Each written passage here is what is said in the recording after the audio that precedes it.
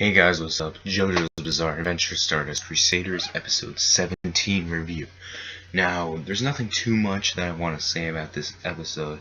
It was, in fact, a very simple episode. It was mainly fighting, but the end result was badass as always. Dude, I wish I could have filmed a live reaction for this episode. Well, at least for the beatdown. Like, cause I should have known. I should have done a live reaction for this, but I just didn't. Not sure why. I should have just done it for the beatdown part, because I was honestly thinking like, okay, I'll put in like my pseudo live reaction, like my second watching of it. But honestly, like I thought about it and I realized, that wouldn't be as genuine. So I'll just give my thoughts on it right now. Basically, this episode was actually really damn good with because it was interesting to see Steely Dan stand, although I hate this fucker and pretty sure he's dead. I mean, in JoJo, every character, not just every villain, every character is liable to fucking die. So Steely, retarded, done. We're done with this fucker. Before I mention the beatdown part, I just want to mention like the other good stuff from this episode. It was good to see Kakyoin put in some strategy there, how he used his Hymro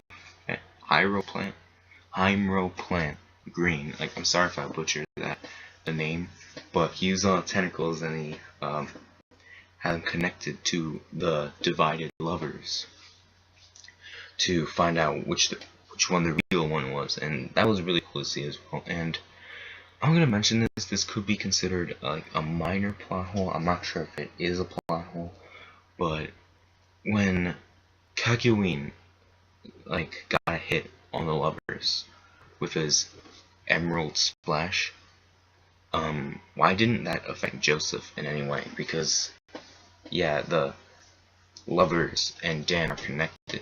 What would the lovers and Joseph be connected as well? I mean, I'm not sure when you think about it. Well, then again, when I think about it, that really doesn't make any sense because I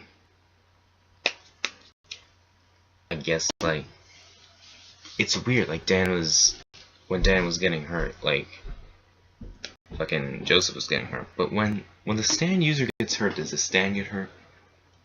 I don't remember, but make of that what you will. Like I don't really remember if the stand user gets hurt, then the stand gets hurt as well. I know the opposite is true, but I'm not really sure. Okay, but make of that what you will, I guess. I don't think it is. I think I'm just overthinking it here, because that's what I tend to do. And then Kakyoin also doing some strategies later, connecting one of the tentacles to the lovers, thus tying up. And he's like all back with it's like pose, dude. It's like, all these poses. That's what I love about JoJo. Like the fighting is it gets you pumped up, and the music, the animation, the poses, everything's so over the top. Like how fucking lovers was saying like the most terrifying, like fuck. He said most for like a minute. It's like shit. Stop talking. But in all honesty, JoJo's is just awesome with all the over exaggerated poses. Like you remember part 2, like that iconic picture with Joseph and Caesar, like kind of posing, like that. That's manly as all hell. And what was really cool was seeing fucking Hammond again. Yes, I love Hammond. That's why I love part 2 of JoJo so much, because we got all these Hammond abilities. Because we see Joseph using his Hammond again, like, oh wow, Jedi. It was so good. And of course, it's so funny. He's saying, oh no. Good shit, Joseph. But let's get to the beatdown. Oh my god. This was so good. I've never hated a fictional character like Steely Dan so much in my whole entire life.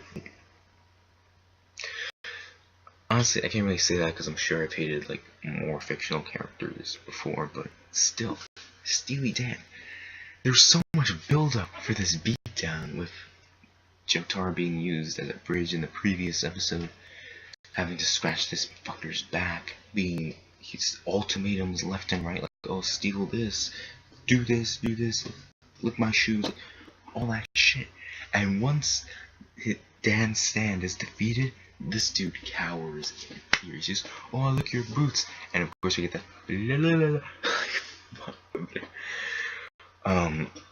but once it came, like, this dude, it was so satisfying because he was groveling in fear. And, you know, when you hear that, Ora, you're fucked. That beatdown was so satisfying. I wish I could have filmed a live reaction because I was just hyped up for that whole thing. And I think I mentioned this before in the review, but although there wasn't like too much main story progression because we didn't, actually, yeah, it is considered story progression. I don't know why people are saying that it isn't, because in my book, once a stand user is defeated, then we make leeway into the story, because that's one less person for Jotaro and the boys to deal with. So there was story progression in that sense as well. So overall, this was a damn good episode. I really enjoyed it with the awesome comedy that we get, the over-the-top poses and the fighting and the beatdown that we all anticipated. It's good. JoJo, it never fails to deliver, and it's just awesome. Alright, see you guys later.